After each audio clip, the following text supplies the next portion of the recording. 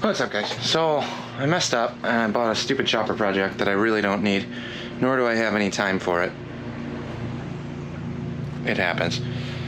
So I gave you a quick once over on kind of what's involved or what this has. I still have the intake manifold that we got the rough porting done on for the Falcon on both sides. I have a bunch of cleanup porting to do. This is not really a porting video, but that's kind of where we're at here. Now, I need to put coolant in the Falcon before winter. The weather's kind of goofy at this point because it got real cold the last couple days. Seems like it's going to stay cold. Then the weather decided to get warmer. There's like a couple days of 70s in the forecast in the next week or so. Not that I trust any of the weather app things, but I can either scramble on this to get this done to park it for the winter, or I can put the Falcon stuff on pause because it turnkey runs dry. It runs and drives phenomenally. It's running lean, but it's not running lean for normal driving. It's running lean full throttle. Winter's coming. Season's winding down very quickly, and we're in the Midwest, so there's a chance it could be 85 next week and snow the following weekend. I don't know how that goes.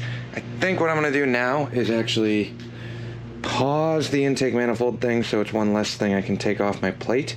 Then I have all winter to get around to finish porting this. And just get the Falcon back tomorrow. I got the truck here now, but I'll drop the truck off, grab the Falcon, bring that back. Then we'll do a water flush, get rid of all of the water from the motor and actually put mixed coolant in there. To me, that makes a lot more sense, and then it just takes one less thing off my plate. This stupid chopper seemed like a really good idea after a couple beers at the swap meet, but I love it. Don't get me wrong. I think this would be a very cool bike to go through and dial in. A swing arm, Ironhead frame, custom made front neck section, long girder, 19 Hallcraft front, but it's definitely a throw together. So I'm looking at a ton of the stuff on this and I'm trying to figure out exactly what I have. I know it's a mag start, early cover, late model clutch. It doesn't look like there's a full VIN pad behind this mag. So the cases are early, probably 69, 70, maybe up to 69. I think it's 900, but it's got 1000cc rockers. I mean, this is the epitome of a chopper, in my opinion. But it's got the good stuff. I think it was done well. I kicked this over a couple times. It does have compression. Here's me just whomping on it.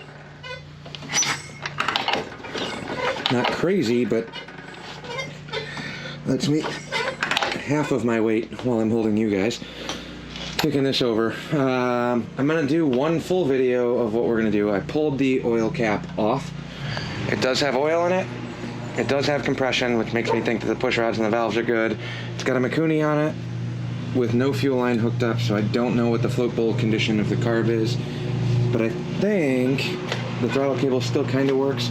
I think what we're gonna do is try and do a get it running video as it sits. The chain is way too tight and super rusted, so the wheel's dragging on the chain. I don't know if there's fluid in the primary. I'm not overly concerned about that part. And then I did go through and just check the switches on here because there's a ton of them.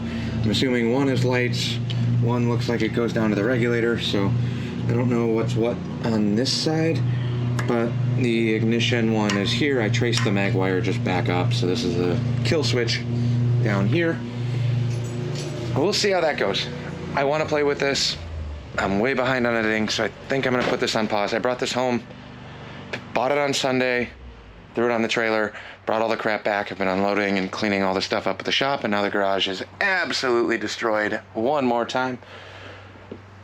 Always, it's the story of my life. Clean everything, destroy it, clean it, destroy it. But I'll hold off on this, and then we'll just do a full video on will it run.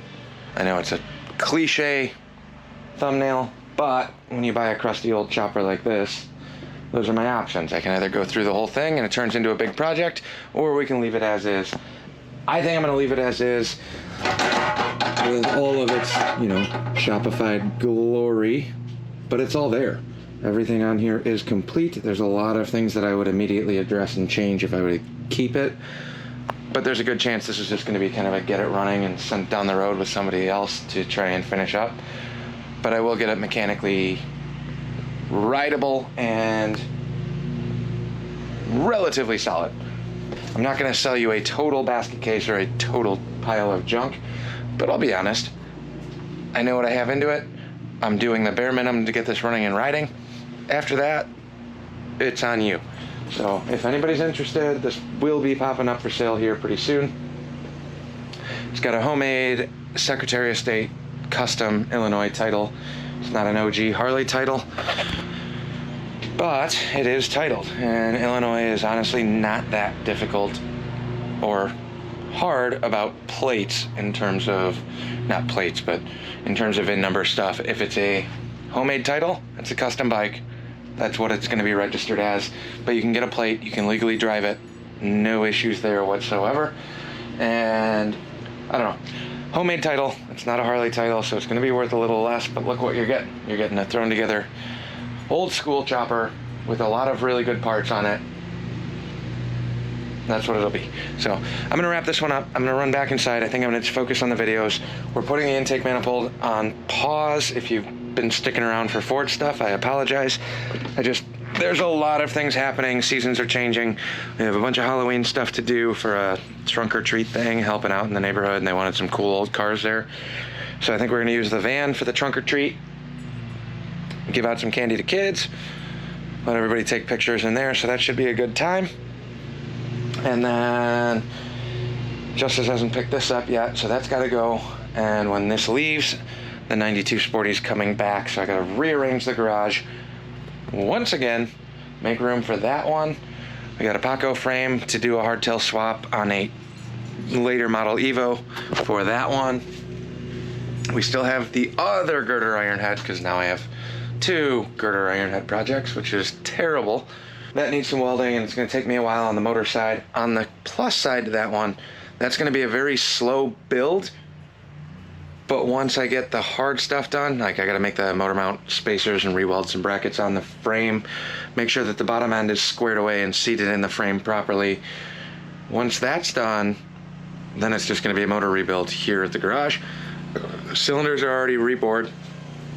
Brand new pistons and rings are already here. The cylinder heads and parts are buried in that box behind the chopper that I need to get to, because this doesn't have a kickstand. And I think we're going to try and give this a shot for a first fire on the stand. I'll drop it down to the ground, start kicking away. It's got a bunch of janky stuff that makes me nervous, because kicker is very worn out and sloppy on the shaft for the Kickstarter. And I don't know if I have another Ironhead kicker. But on Ironheads, I get really nervous about kicking over sketchy stuff. I've had enough problems in the past. I've blown my knee out on good, tight spec'd starters. This kind of crap on an Ironhead makes me nervous. I would do this on a shovel head all day, but on an Ironhead, I'm nervous. Then you add the Mad Mag, I guess that could be a thing too, right? Mad Mag. Add the mag component on a bike that I have no idea about anything on the internals or what it's going to sound like, what it's going to do. Gets a little weird, and I don't want to hurt myself and not be able to work in the garage. So shifter works. It does click through the gears. Chain's too tight, so we're going to have to loosen that up before we try and ride this at all. Maybe check the air pressure and lots of other things. Well, get it running first. That's the main priority. So long-winded update, but I wanted to give a quick little walk around of this now that it's back home and on the lift. Today is Tuesday. I bought the bike on Sunday. I have not touched anything on this mechanically other than whatever's accessible and doesn't require tools. So next video will be a thorough walk around, and I'll go through what I check before I decide to fire a bike. You know, I mentioned a bunch of them, but we'll do a more detailed walkthrough on that. So thanks for watching. Stick around. Lots more Harley stuff coming. Winter's coming. We got a garage full of bikes. Plenty of projects. No shortage of content there. If you like what you see, hit that subscribe button. If you like the video, hit that like button. If you hate it, hit the dislike button. That's cool too. I'm all for the support. Give me the feedback. I want to make this a better channel. This is all new to me. We'll catch you guys on the next one. Look at that Ironhead. Why did I do this?